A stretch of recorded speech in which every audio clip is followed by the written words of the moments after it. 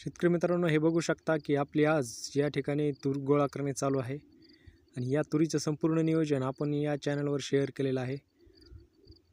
आज या ठिकाणी आपले अशा प्रकारे शेंगा आहेत आणि हा आपला 2 एकरचा प्लॉट आहे। बघू शकता अशा पद्धतीने आपण आता ही तूर गोळा केलेली आहे। हे बघा, आता मशीन या ठिकाणी आपली चालू झालेली आहे आणि काढणीला आपण सुरुवात केलेली आहे। ही आपली लाल तूर आहे। त्यामुळे ती चांगल्या प्रकारची काही तुरीचं बियाणं आहे।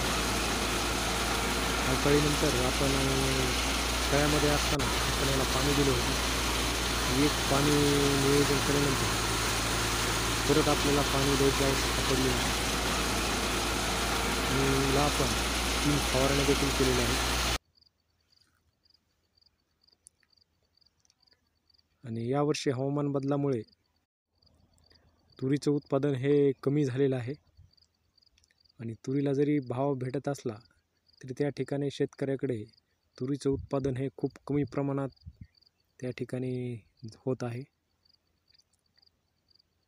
चॅनलवर नवीन असाल तर चॅनलला सबस्क्राईब करून घ्या। धन्यवाद।